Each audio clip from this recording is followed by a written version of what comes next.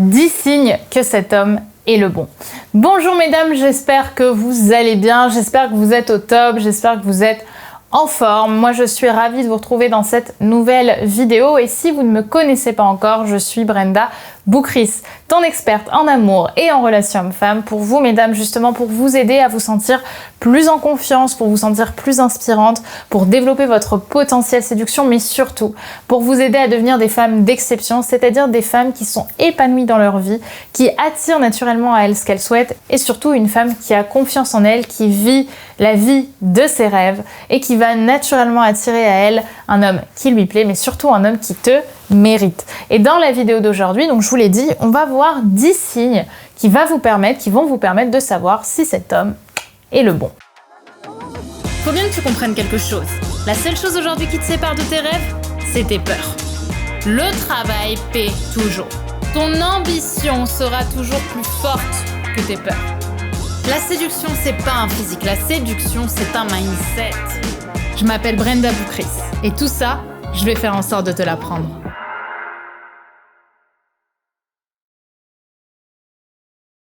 Alors bien évidemment, si ce n'est pas déjà fait, je vous invite à vous abonner. Je t'invite à t'abonner tout de suite en cliquant sur le bouton rouge, le bouton s'abonner juste en dessous, puisque tous les matins, je te publie une nouvelle vidéo de contenu en amour, en séduction, en relation homme-femme, en confiance en soi, en amour de soi, de façon justement à commencer ta journée avec un bon boost de motivation, un maximum de valeur et te rendre au fur et à mesure des jours un peu plus confiante, un peu plus heureuse également.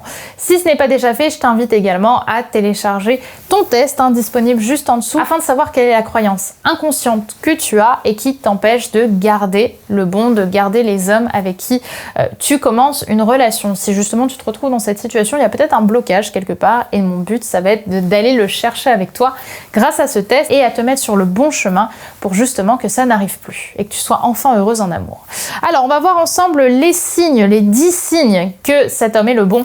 Mais attention mesdames, je vous ai également préparé un signe bonus, alors restez bien jusqu'à la fin de la vidéo. Alors le premier signe, c'est que vous vous sentez en sécurité avec cet homme. En fait, il y a zéro forme de menace avec lui. Je sais que ça peut paraître étonnant et logique comme signe, mais parfois on s'accommode tellement à une relation qui nous convient pas ou dans laquelle on ne se sent pas complètement en sécurité. Soit parce qu'on est avec un homme qui force un peu trop pour être avec nous, soit avec un homme qui a des crises de colère également, soit avec un homme qui paraît menaçant d'une façon ou d'une autre. Et bien ça, justement, on n'en veut pas. Je pense que la base pour être dans un couple dans lequel on se sent bien, c'est se sentir en sécurité avec son partenaire.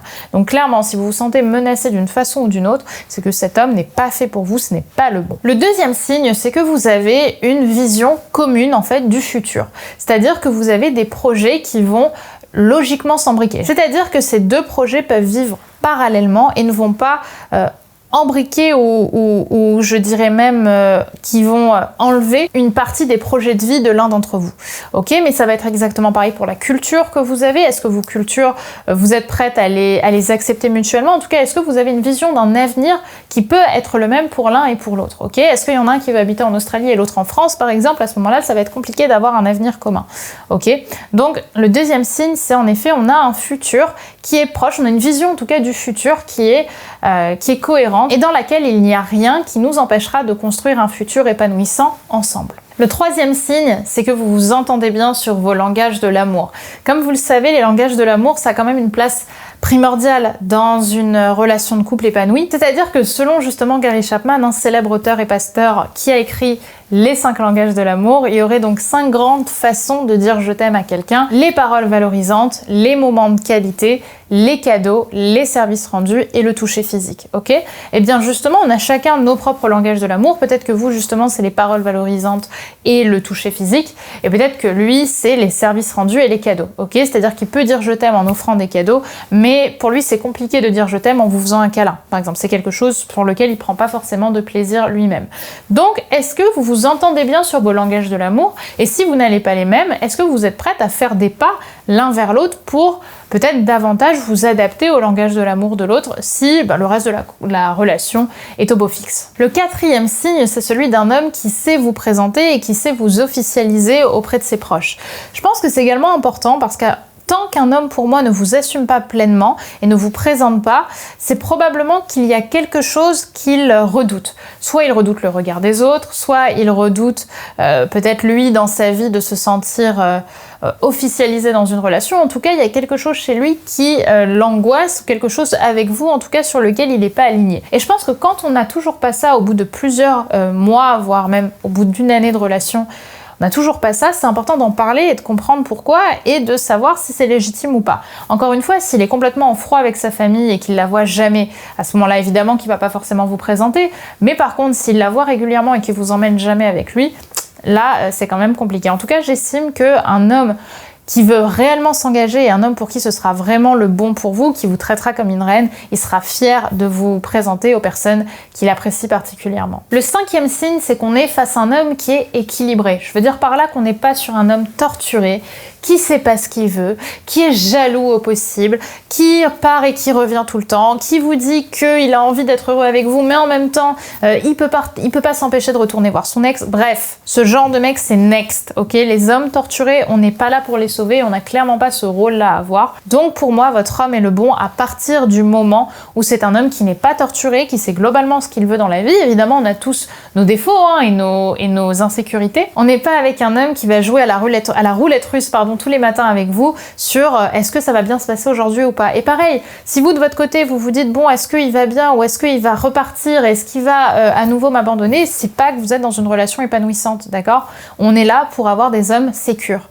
Un homme est le bon à partir du moment où on est dans une relation sécure, mesdames, ok? Donc attention à ça, on n'est pas là pour sauver un homme, on n'est pas là pour avoir une relation passionnée comme on les voit dans les films Netflix parce que c'est extrêmement douloureux pour l'esprit et ça alourdit énormément la situation. Le 6e signe, c'est que vous partagez des moments ensemble régulièrement, mesdames, d'accord? C'est-à-dire qu'on n'est pas dans une relation où tout se passe par message, parce que j'en connais des relations comme ça. J'en ai eu des clientes qui me disent « Mais Brenda, il me dit tous les mots d'amour possibles, il se projette avec moi, il fait ça, mais... » il y a un problème, on s'est jamais vu. Damn shit, no girl. Non, jamais ça, d'accord? Au contraire, on est dans une relation où on a envie de construire ensemble et donc on a envie de voir l'autre. Parce que quand vous êtes par message, mesdames, je vous le rappelle, vous êtes juste en train de fantasmer quelqu'un. Cette personne, elle n'existe pas encore, vous l'avez pas vécu, vous l'avez pas expérimenté. Un homme est ce qu'il fait. S'il ne veut pas vous voir, c'est qu'il ne veut pas vous voir. Ok? Donc, je vous invite à poser les limites avec ça aussi. Un homme auquel vous tenez vous voit régulièrement et s'investit pour vous voir régulièrement, au maximum de ce qu'il peut. Le 7e signe, c'est que vous avez une bonne entente sexuelle, parce que sachons-le quand même, la sexualité c'est un pan important de la relation de couple.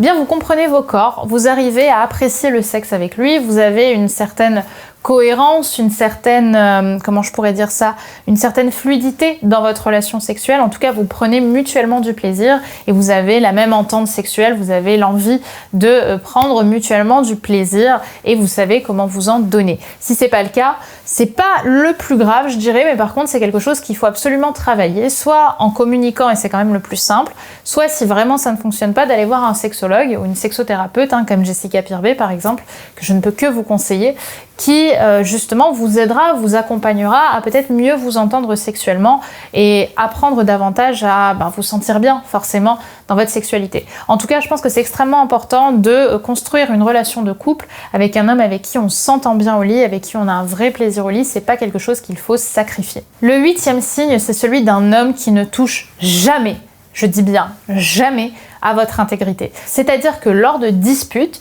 certes vous vous disputez, vous pouvez vous engueuler, mais à aucun moment il cherche à toucher à ce qui vous constitue, à la confiance en vous, à la substantifique moelle que vous avez et qui vous correspond complètement, d'accord? On est sur un homme qui certes parfois n'est pas d'accord avec vous, ça peut monter dans les tours, mais en aucun cas vous avez un homme qui va chercher à vous faire du mal, qui va chercher à vous toucher dans votre identité et dans votre intégrité. Ok. Le 9e signe, mesdames, qui me paraît quand même extrêmement important ici, c'est tout simplement de se sentir amoureuse.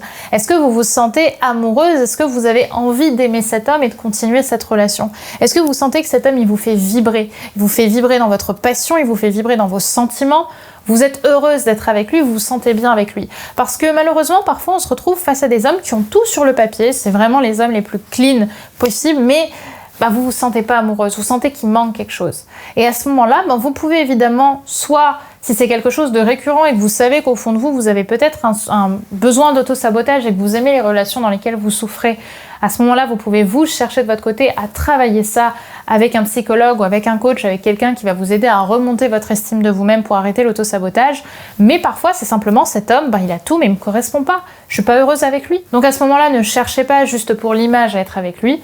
Acceptez justement que cet homme puisse ne pas être le bon parce que tout simplement vous n'êtes pas amoureuse de lui et c'est quand même le minimum quand on a envie d'être avec quelqu'un. Et enfin, au-delà du couple que vous êtes en train de construire ensemble, au-delà de la passion que vous avez l'un avec l'autre, vous êtes aussi amis en fait. C'est-à-dire que vous passez des moments de qualité en dehors du sexe. Vous savez, en dehors du sexe, en dehors de l'amour, vivre des moments qui soient passionnants, des moments qui vous rendent heureuse et qui le rend heureux, qui vous rendent heureux mutuellement, dans lesquels vous apprenez justement à vous connaître, vous faites des activités, vous vous investissez mutuellement pour sortir, pour voyager, pour découvrir des choses ensemble. Par exemple, des restaurants, des musées, des expos, des balades, en tout cas, ça ne se limite pas au sexe.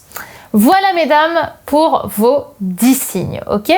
Maintenant je vais vous parler d'un petit signe bonus qui me semble important, qui est un peu différent, qui se rapproche de certains signes que je vous ai donnés.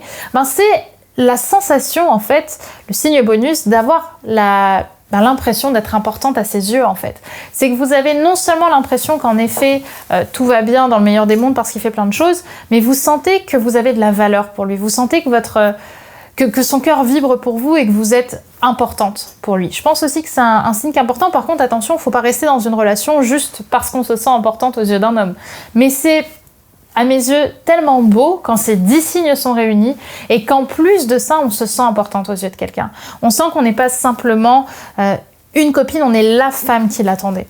Ça vous rend vraiment spécial et à ce moment-là, mesdames, je pense que vous pourrez le regarder dans les yeux. Après, évidemment, un certain temps passé ensemble. Encore une fois, c'est pas quelque chose qu'on fait en 2 jours. Vous pourrez le regarder dans les yeux, vous prendre les mains comme ça et dire cette fois, je crois que j'ai trouvé le bon. Voilà ce que j'avais envie de vous partager. En tout cas, c'est toujours un bonheur de vous faire ces vidéos dans lesquelles on met en avant plutôt des choses positives. Moi, je suis très très très heureuse une nouvelle fois d'avoir pu dialoguer avec vous, partager ces moments avec vous dans ces discussions-là que je trouve tellement intéressantes et tellement importantes. En tout cas, dites-moi par commentaire, quel est pour vous le signe qui vous paraît le moins important à vos yeux, qui est important évidemment, mais sur lequel vous avez davantage de difficultés à mettre l'œil, et à l'inverse, quel est le signe qui au contraire vous paraît le plus primordial pour réussir une relation. Je vous remercie d'avoir regardé cette vidéo. On se retrouve donc dans la zone de commentaires pour continuer la discussion. Je prendrai plaisir à vous répondre. Je fais toujours de mon mieux pour répondre à tous vos commentaires.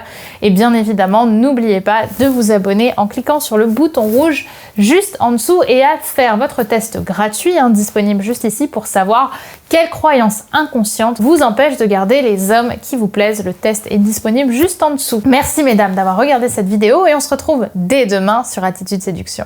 Bye bye.